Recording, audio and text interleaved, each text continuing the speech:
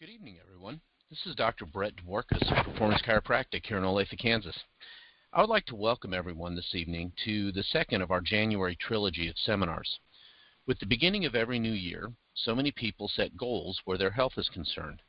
That's awesome, although if you listened to my seminar last June, you would know my feelings about that. But as with any process, many people don't really know where to go for good information, so we are doing this trilogy to help you with that information. Tonight's seminar, Move, will obviously be about exercise. Last Tuesday, we talked about diet, and then next Tuesday, we will present Think, which is about the correct mental set needed to accomplish all of your goals this year. Now, I hope you get some great information out of this evening's talk and that you'll come back to round out the information you need to reach your goals this year. Now, Plato said, "No citizen has the right to be an amateur in the matter of physical training. What a disgrace it is for a man to grow old without ever seeing the beauty and strength of which his body is capable." Now, I'm not suggesting that you have to become a professional athlete or walk around looking like one. What he went on to say was that lack of activity destroys the good condition of every human being. So with those two things in mind, remember that in order to take care of yourself and to be in the best health, you don't have to be a high-level athlete, but you should know your body and what to do so that you don't have to live a sedentary lifestyle. Now, Edward Stanley said, "Those who think that they have no time for bodily exercise will sooner or later have to find time for illness." About 3.5 million of the 57 million deaths worldwide in 2008 can be attributed to inactivity. The new report estimates largely due to 4 major diseases: heart disease, type 2 diabetes, breast cancer, and colon cancer. Now, the study finds that if physical inactivity could be reduced by just 10%, it could avert some 533,000 deaths per year. If it's reduced by 25%, 1.3 million deaths could be prevented. Say we got everyone off the couch and eliminated inactivity altogether.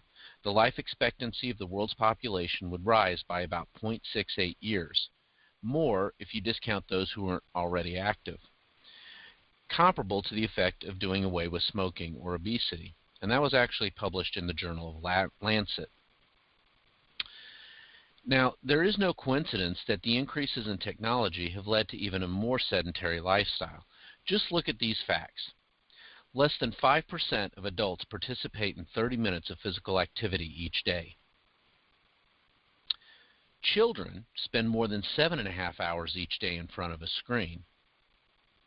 And 33% of high school students play 3 or more hours of video and computer games each school day.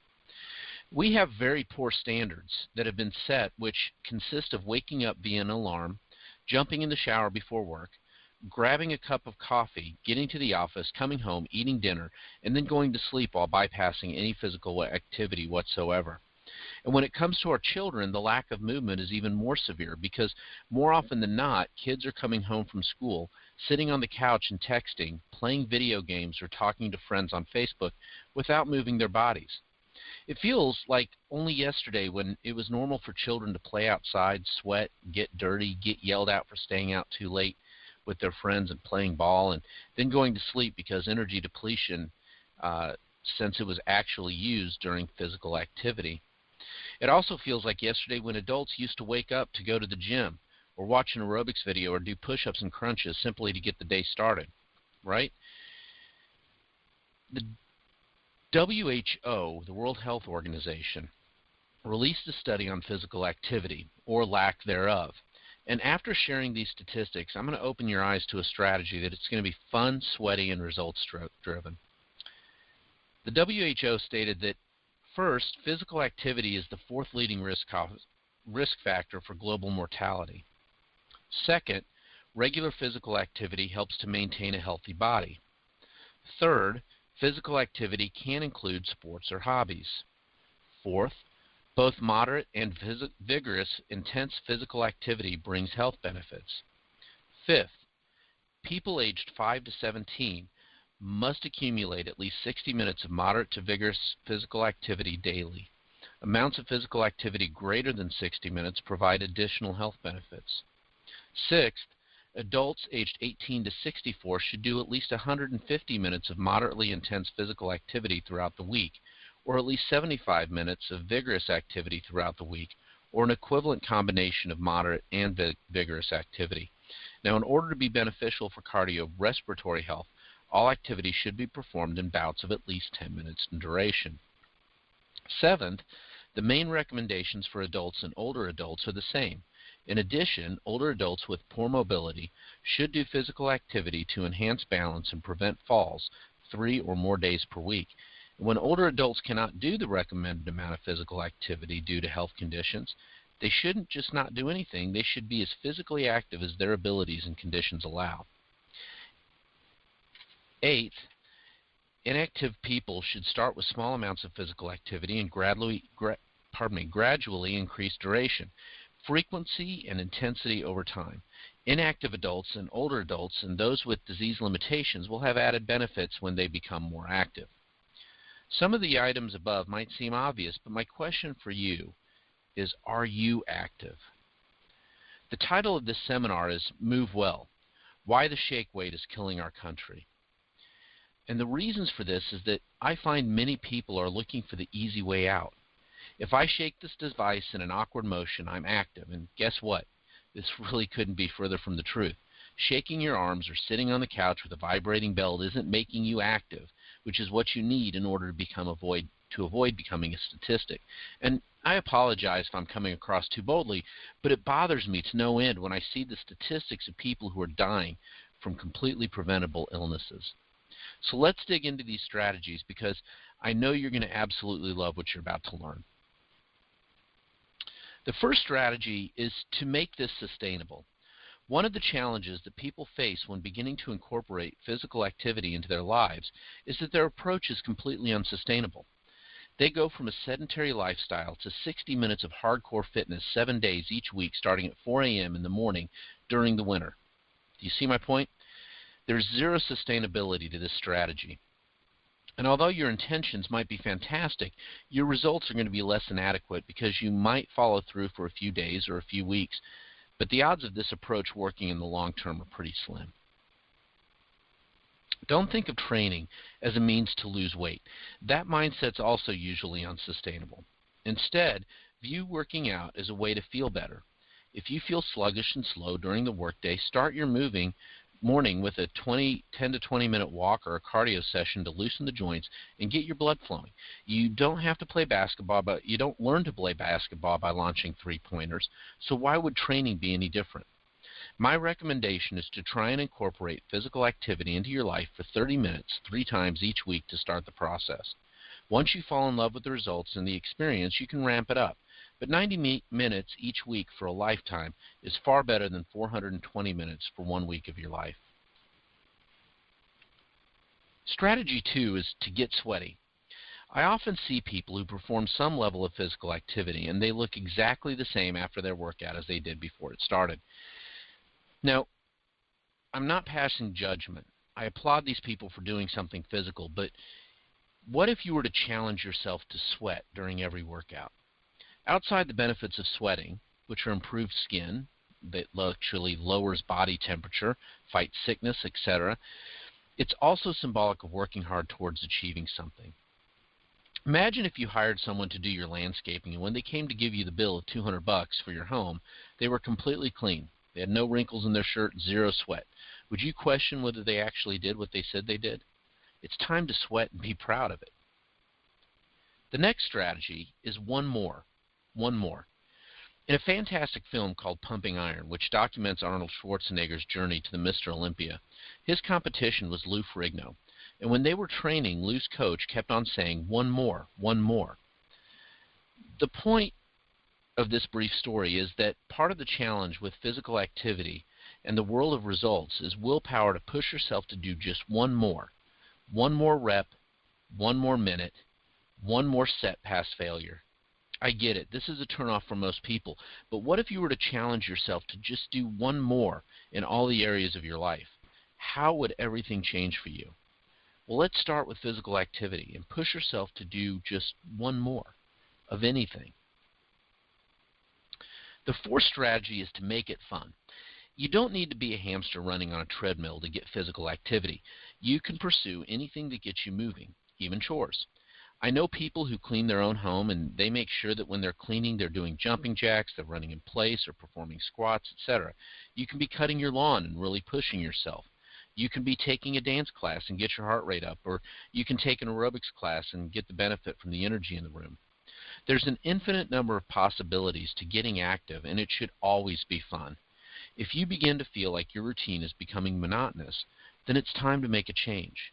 Hire a trainer, join a new facility, or simply find a way to take something that you love doing, even watching TV, but create an environment where your heart rate is up and you're sweating. Now, the fifth strategy has kind of been really shown on TV a lot lately, right, in all the Nike and Gatorade commercials, but it's to become obsessed. Do this in a good way. Studies have shown that if you focus your mind on the muscles that you're working, they will respond better. Visualize what the muscle groups look like and try to see them working, contracting and relaxing, swelling with increased blood flow and healing after the stress.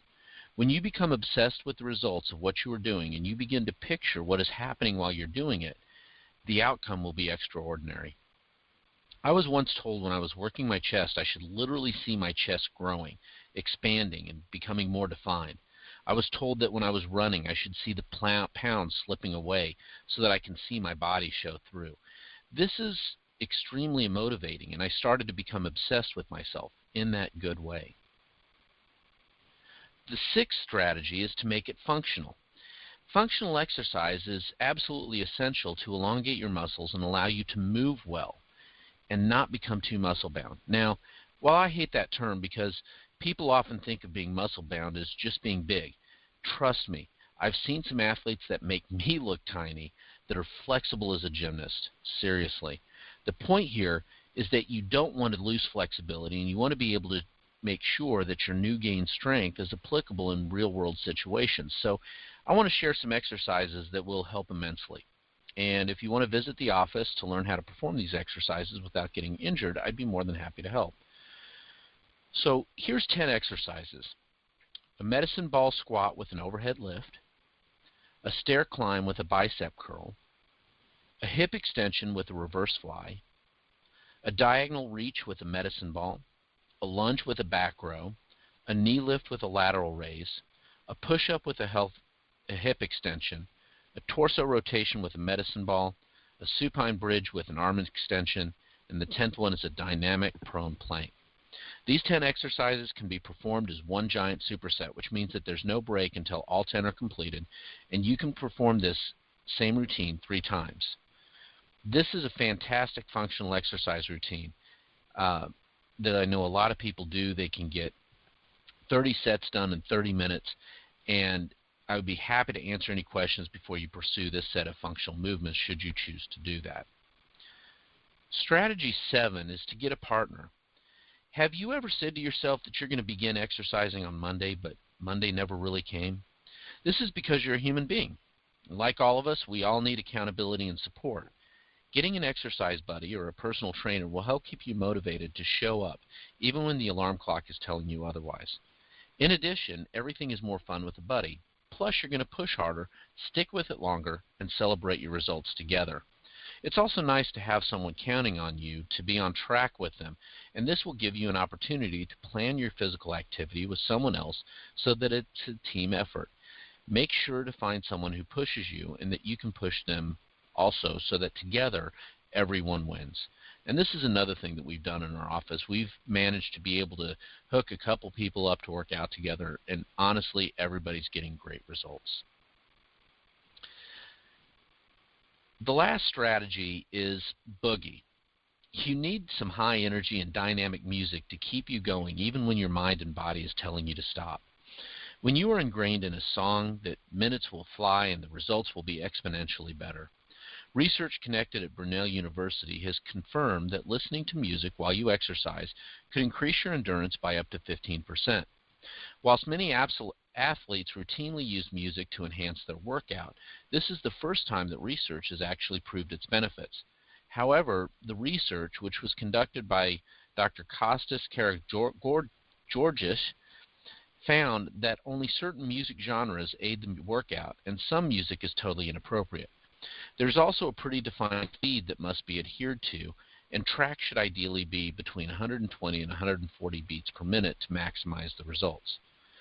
Dr. Karagoges has spent years working on the relationship between music and exercise, and his latest findings were put into practice on a grand scale in London recently. The Run to the Beat London Half Marathon featured a number of music stations along the route with tracks that were scientifically selected to help runners achieve their maximum potential. So, the intention of this seminar was to open your eyes to the absolute essential habit of moving your body. The shake weight and the vibrating ab machine, they're not the answer to physical activity woes that the world faces, and it's time that we take some personal responsibility to improve our health and vitality by the means of exercise. Just to share this one more time, less than 5% of adults actually participate in 30 minutes of physical activity each day. Children spend more than 7.5 hours each day in front of a screen, and 33% of high school students play 3 or more hours of video or computer games each school day. You need to hear the truth because there is nothing more important than your health. Our goal is not to scare you with this report. Our goal is not to create more stress, and our goal is not to prevent you from enjoying yourself, because moving well requires work. Our goal is to help you become more aware of why the shake weight is killing our country so that you can begin to recognize the importance of moving your body by means of physical activity at least 3 times each week for 30 minutes. We are here for you because our singular focus is to improve the quality of life and health for every person we encounter. That concludes our seminar this evening. Move. We really hope that you got a lot from this seminar, and we hope that you'll join us next Tuesday at 7 o'clock for Think. Remember that you can find us on our website at www.myperformancechiropractic.com and on Facebook at performancechiropractic-Olathe. Feel free to email us at performance_chiropractic@yahoo.com, or feel free to call us anytime at 913-782-5000. I want to thank you again for joining us. Have a great evening, everybody.